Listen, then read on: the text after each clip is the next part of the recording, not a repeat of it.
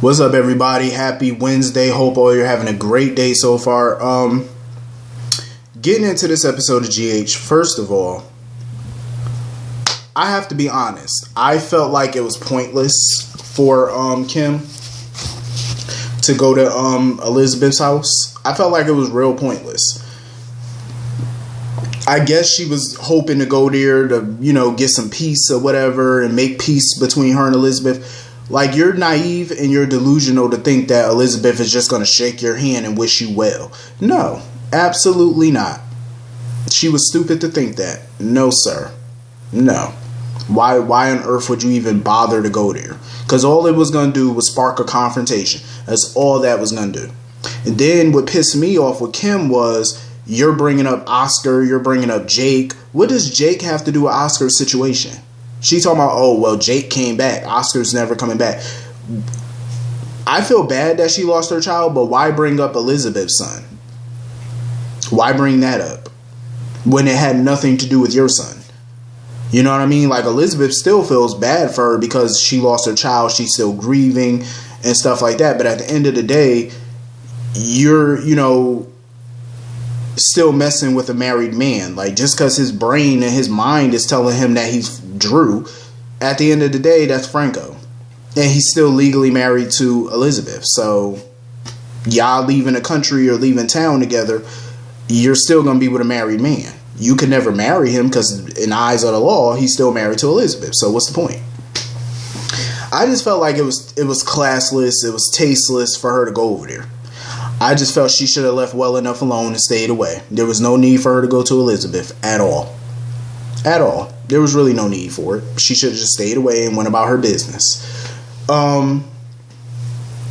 So anyway, I did like the scene with Scott and Franco. I had a feeling Scott was going to do something to try and jog Franco's memories maybe, or try to keep him near somehow. I knew it. And of course he brought up the whole Betsy Frank situation, Jim Harvey, he brought up that situation.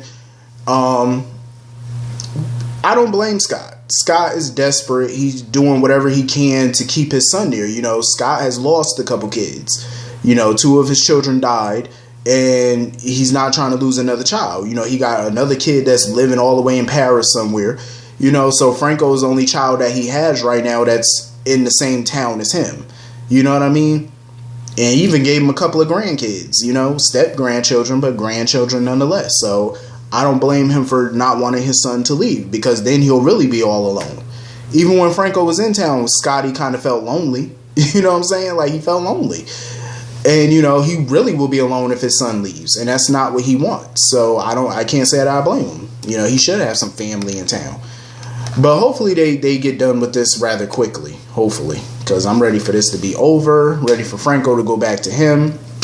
To his old self. Him and Elizabeth one day could pop out a little baby before she get too old. Nah, but it don't even matter. She could still, have a kid. But I'm just ready for this to be over. It's going on long enough, and I'm tired of the delusions that is Kim. I feel bad for Tamira Braun because this is what I didn't want for her as an actress. I didn't want this for her character. I feel like there's still a lot of potential for Kim to stay in town. But the way that they wrote her, it was like, yeah, you ain't got no choice at this point but to get her to leave town. They could have did her better than what they did, but I digress. So anyway, Julian, I'm happy that Julian at least noticed something off about Kendra, to be perfectly honest. He noticed that something was amiss with her. Like, she was a little too helpful, and he noticed. And of course, Alexis is blind to it. She feels like, oh, she's grateful to have her around. And it's so funny how Kendra's sitting there talking about Alexis ain't just a client of hers, that's her friend. You barely know her.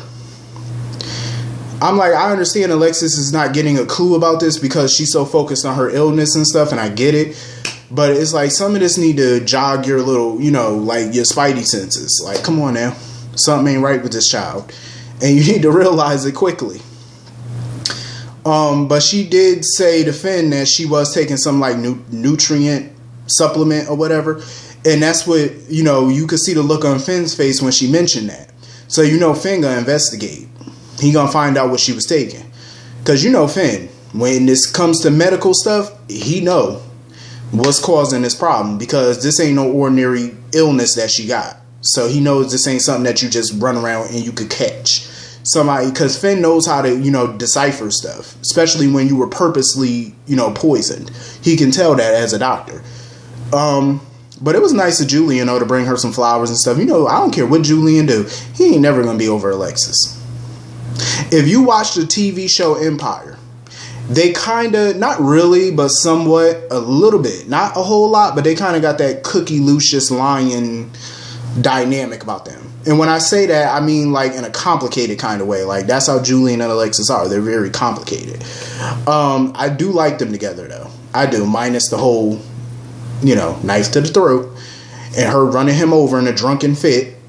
We can overlook that, but that's very Cookie Lucius Lion type vibes. It really is. Anyway, yeah, it was cool that he brought her them flowers and stuff. I can't believe he found a dead rat. Like a dead rat literally came out of his trash can when he was at the pub and shit. I was like, what the hell? So anyway, Robert. Robert is my dog. Like, listen, Robert is one of my faves. But he, honestly, for me, Robert does a little bit too much. Like, the way he was grilling, every time he see Finn, he's always grilling Finn. He always try to act like Finn is the problem. Finn is nothing but faithful to Anna. You know what I'm saying? Like, he's been very faithful, and she's been going down for months. And he never strayed away from the nest. Not even once. But he makes it seem like Finn is dishonest or whatever. Like, he's always lying to Anna. He's not lying about anything. Like, he never even knew this little girl existed.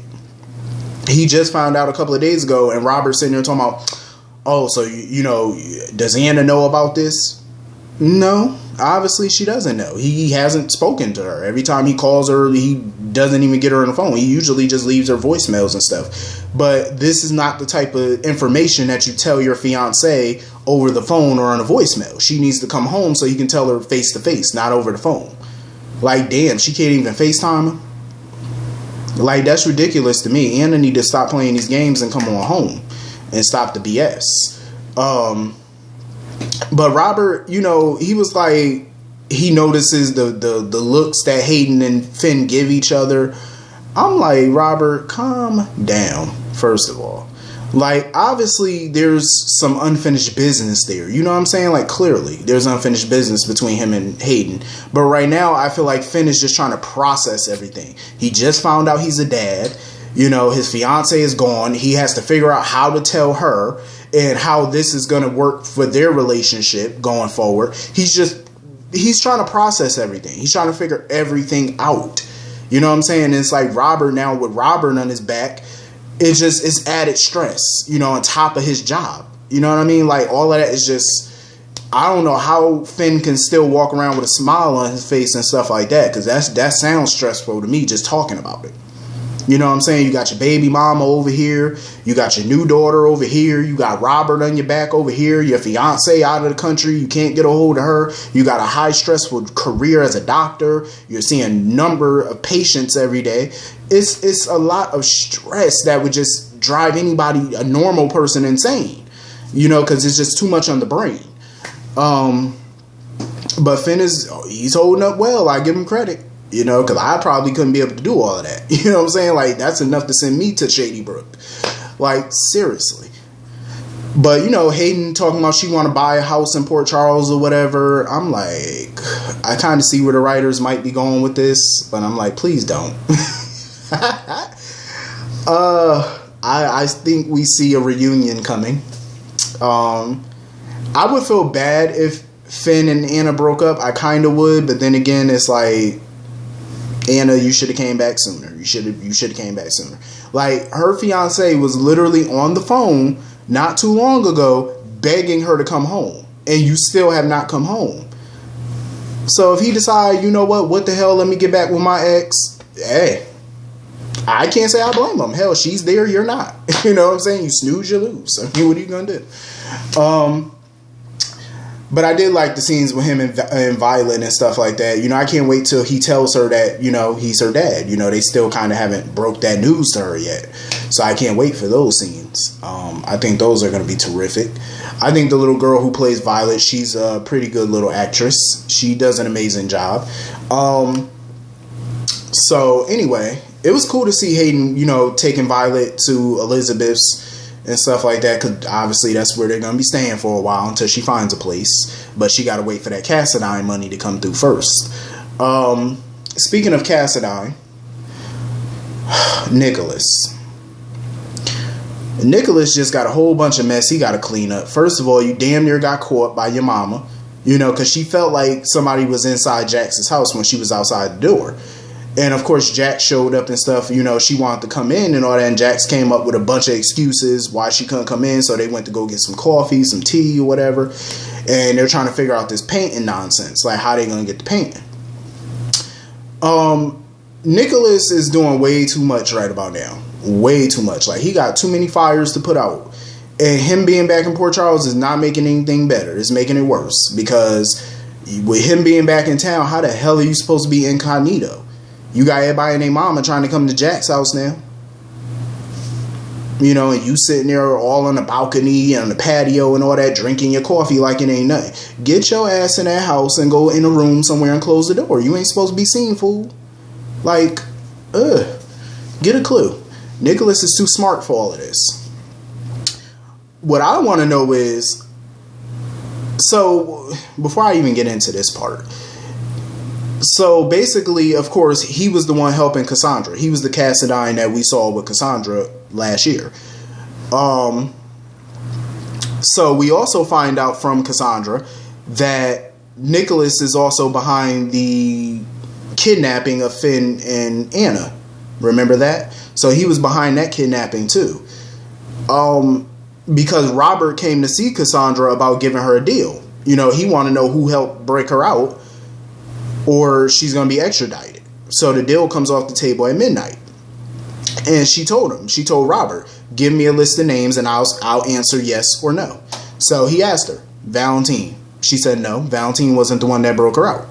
He asked her about Peter August. She said no, Peter August wasn't the one who broke her out. So now she calls Nikolas and basically tells him, break me out of prison or else I blow your whole damn cover. I tell you everything I know.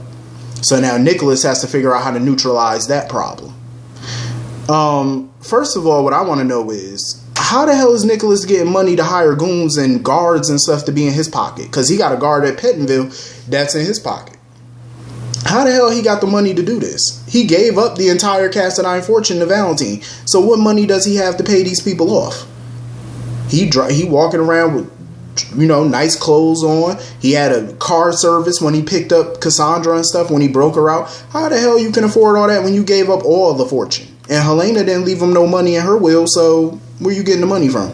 That's what I want to know. Maybe they said something, I don't know. I don't know, but I just thought he gave up everything. Because usually when you sign your fortune over, that means you sign the entire kit and caboodle. The island, Windermere, the company, the money. That means you gave up everything. And I do mean, in the words of the great Asa Buchanan, I do mean everything, because that's exactly what he said to Clinton Bogue 10 years ago when he left everything to David Vickers, when he thought David was his son. And he basically told the original Buchanans that they were broke as hell. That was my favorite episode too. But anyway, yeah, Nikolas, like, he need to calm his little self down, because now you about to blow your own cover at this point. I did like the scenes though with Robert and Laura. I always listen, Laura can shine, like I said, she can shine with just about anybody. Like, Laura never has a bad scene with nobody, whether it be a good person, a bad person. She just has that energy, that vibe. Like, she could just vibe with anybody, and I like that. So anyway, Sam and Jason was sitting there talking and whatnot, and, you know, asking about the kids and exchanging I love yous, and she telling him about Cassandra being her roommate, and he talking about, oh, I'm gonna have to get you out of here. Yeah, blah blah blah. You ain't getting her out of nowhere. I wonder though, since he's breaking Cassandra out, and her and Cassandra, I guess, are about to go out on work release, does that mean Sam gonna get broken out too? If she do, I mean, it's kind of stupid on her if she do run, because that's another charge on top of the murder charge that you're already facing, and you know the feds would just love that. Sam is looking bad up in that jail, in that prison. Prison has not been kind to her. Hair all messy, no makeup, just not looking too well kept. But I like it though, because they're making it realistic. Because, you know, sometime on TV when you see somebody in prison, they look all well, you know, up to date, well kept, well groomed. I'm like, dang, how prison's supposed to make you look? You're supposed to look all run down and homely looking. You know what I'm saying? Like, you know, keep them prison people off you. But I wonder how Laura gonna feel when she find out that Jax and Hayden knew that her son was alive and then tell her diddly squat. Like, Laura is a classy woman, but I got a feeling she gonna go off, and I wouldn't blame her if she did.